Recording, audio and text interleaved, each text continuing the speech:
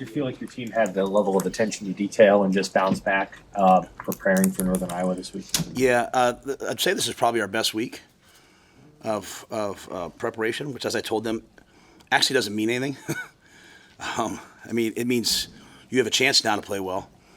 But I think it's been our best week of preparation of all 3 weeks. And I think it's for a couple reasons. Number one, you have tangible things through 2 games now to look at and say, okay, I need to fix this. Before that, you're just kind of like waiting to see what's not broken or what's best or. And then you have a bunch of players, on the scout team saying like, hey, hey, they just moved up Kenneth Williams to do something, or they just moved this guy up. Hey, maybe if I keep doing something, maybe I'll have a chance. So I think you see some of those guys watching other guys get attention and watching other guys get opportunities, and so they're practicing at a really high level. And then I think you have a couple difference-making players. You have Jaylen Grst running the offensive look team. He's just a baller, so it helps. But I want to make sure I make the point. A great week of practice does nothing for you in the game other than give you an opportunity. So you have to go play. Sorry.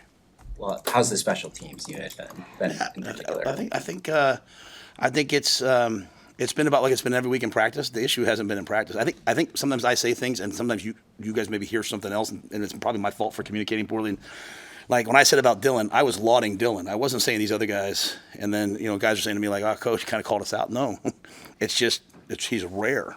He's rare. The standard in this program is so much higher than the guys most places, and a lot of guys who transferred in are like trying to get used to it. So everyone in this program does things at a really high level. Just a couple people are just difference makers, and I've talked about Jamal Banks and what he's done coming in. Dylan's like that. The special teams has been a lot like it's been in previous weeks. They've got to go do it in a game now. They've got to go do it at a really high level. We have a standard on field goal block. We blocked one.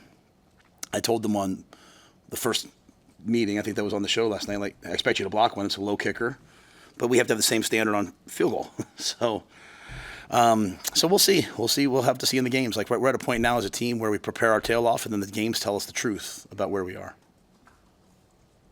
You have an idea of why that's not translating, I guess, from practice to. I think you guys are making too much of it. Honestly, it's not that it's not translating. There's a lot of great things. There's a couple guys. You know what I'm saying? Like, I guess it's the beast of being at Nebraska. Like, we have to find something, which is good. But like, I have to do a better job probably of not being as candid, because like we're running down, we're tackling the kickoff on the 12. You know what I'm saying? We're doing so many good things. We had a kicker who had surgery in the summer. He's fighting his way back. So I actually am pleased with a lot of things Tristan's doing. But I just got to be careful. I'm saying this because I want the players to hear it. Just we're on the same page. Nothing. You guys have a job to do. But I think a lot of things are going okay. Sierra makes an unbelievable tackle. Our punter puts the ball at the 2-yard line. There's just some other things that I just think we have to play through, honestly. But it's not. I don't believe it's that. I don't believe it's like, hey, it's not translating. I just believe it's like we're playing other good teams, or like Colorado's as skilled a team as we'll play this year, I believe. And some guys are just not making the plays, and what we're doing is just trying to coach off the game tape. Whereas last year I was like, hey, it's okay, guys, come on. This year I'm letting them have it because I'm trying to move us to championship football, and so. We just have to learn from the games, if that makes sense. You mentioned the snapping a couple times too. With kicking being as fine-tuned as it is and everything having to work in sync, what do you want to, what are you looking for? Obviously good snaps, but like what how much of a factor has that been? It's a big factor, honestly. Like I think you go out there, you go out there and you're trying to hit a golf ball, and you have a bad lie. It's a lot different than hitting it off the turf at Top Golf, right? And so then all of a sudden the anticipation of is this going to be a good lie or not changes things. And I think that's as much as anything. After Tristan missed his kick, I said, you're letting the snaps affect you too much. Because the first field goal, like he almost had to stop to kick. So we've opened up that competition this week. We have 2 snappers, and we've opened up the competition. We'll have 1 punt snapper, we'll have 1 field goal snapper. It could be the same guy, but we've opened up both of them because we have guys who are capable, but right now, whatever it is, the fear, the nervousness of the moment has not let them snap the way they're capable of. So, we've opened up the job. Who else besides Camden is competing? Flege, Flege. So he's been on the team. He snapped in the first ball game. Snapped, I think, the last field goal, last extra point. So he's been with us this summer, and I hope I said his last name correctly. But he's a really good snapper. How nice it to have an NAIA All-American running your scout team. That's unbelievable.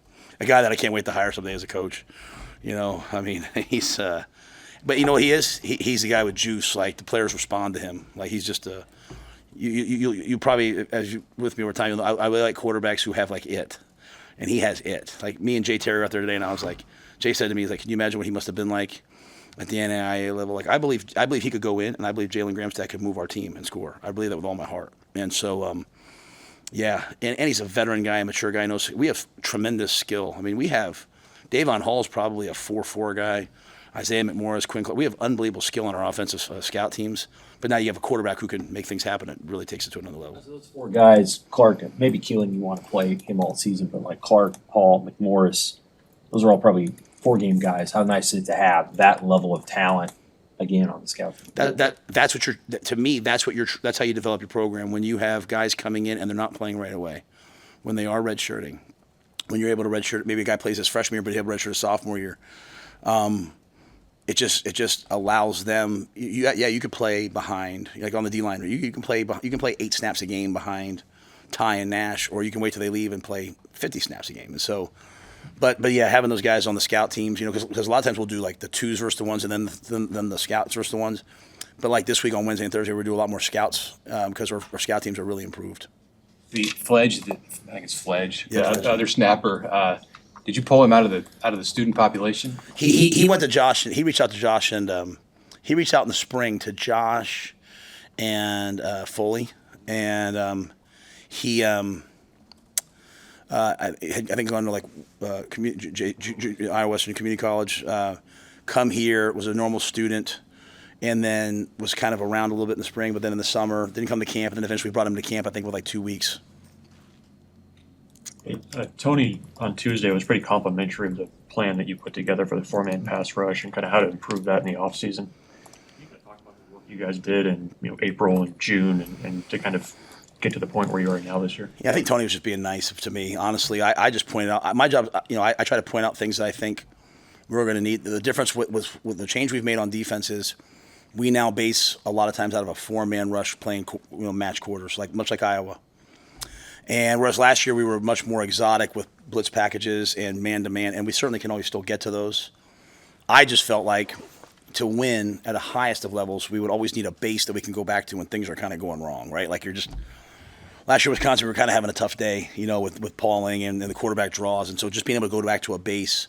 So whereas man-free was our base last year, playing man-to-man coverage, this year we started in quarters in the spring, and then when we brought John in, who's really an expert in that coverage structure and that system, we accelerated it.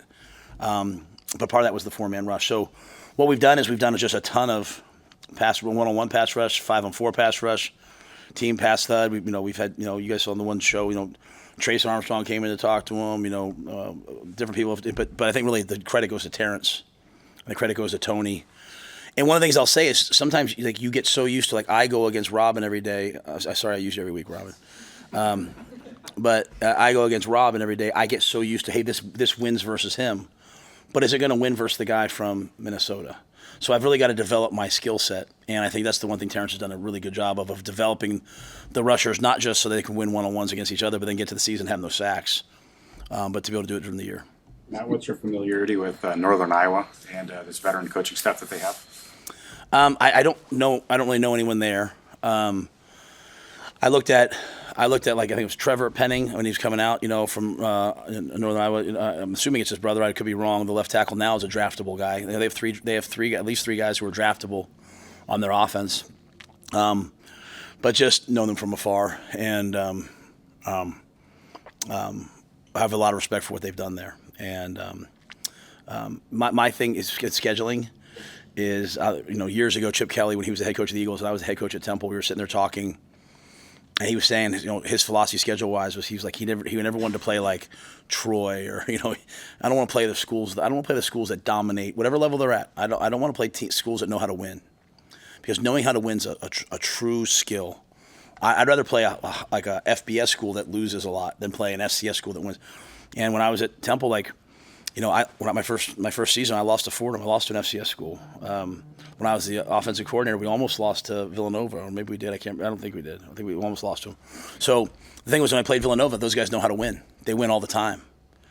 And so now I know playing Northern Iowa, they're ranked. They know how to win. They know their heart rate doesn't go up. They don't expect something bad to happen. They don't say, here we go again. They don't, it's really the main thing that I've tried to do since being here to this place is eliminate all the negative structure around, hey, we're going to lose, what's going to go wrong, this is wrong, that's wrong, this is wrong, that's wrong. It's just incessant losing, and it's cultural. It's not a player, it's cultural. And so Northern Iowa has winning. And so that's what's really scary about them. They know how to win. They expect to win. They've come to places like this before. The atmosphere that we felt walking into that stadium last week was something that it's hard to recreate. A team that, kind of said what they said about you the year before, a team that you watch on TV all the time, a matchup the whole nation's watching. That's the same feeling Northern Iowa will have this week. And so really this game to me comes down to our players' love for each other, their competition for each other, their desire to trust their technique and training. So it's a scary game in that regard because Northern Iowa knows how to win. Matt, has there been a update on Jaylen at all? There's just the same thing. He's gotten some good news. So he did a bunch of tests yesterday. So there's a chance that maybe around that Purdue game, maybe one of those weeks. I think it's Purdue through maybe a couple weeks after that. Maybe we can get him back in some sort of a role. So I don't want to jinx it. So we're hopeful that medically everything continues to trend in a really good direction. Anything to do with Mac Markway? Yeah, Mac tore his ACL, the third practice he was here. So he's having surgery tomorrow. Anything else injury-wise that has popped up this week or new from last week? No, Mac was really the big one. That was last week. That was early last week. And nothing. We really had nothing coming out of the game. Some guys were sore. We had some guys that we had to rest a couple periods here and there, but nothing major. Yeah, that was denied. Yeah, it was pretty much denied the first day. Back to Iowa question. Is Iowa doing and what you guys are doing similar to what Michigan State used to do under D'Antonio, or is it different, or is it what Bo used to do when he was here? Yeah, I don't know what Coach Pelini did when he was here, so I'd hate to comment on that. There's that whole family. There's the whole family of quarters, match quarters guys. Phil Snow was my DC. That's where we started. There's a segment of guys which is really like the Northern Iowa staff, kind of like North Dakota State. They play it one way. Coach Braun went to Northwestern last year, so you see that a lot in our league. This is like a quarters-based league. You see a lot of quarters, a lot of cover three. What Iowa does is it's a whole own take on it. Iowa is a ton of brackets and aggressive coverage and doubling people, and they change their doubles. So if you watch Iowa on TV, you think they're just running one coverage. When you really get into it, they have so many tools. They're so advanced. Iowa's one of the most sophisticated, well-coached defenses you'll ever see in college or the pros, in my opinion.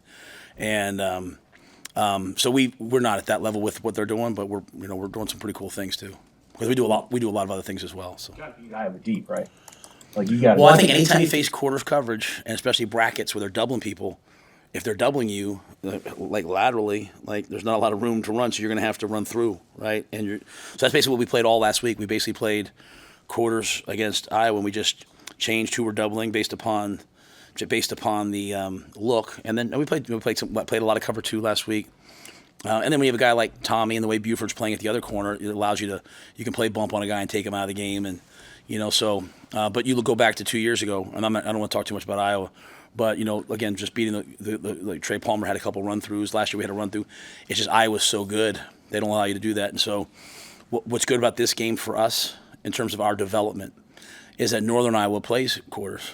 So it's the first true quarters team that we're seeing.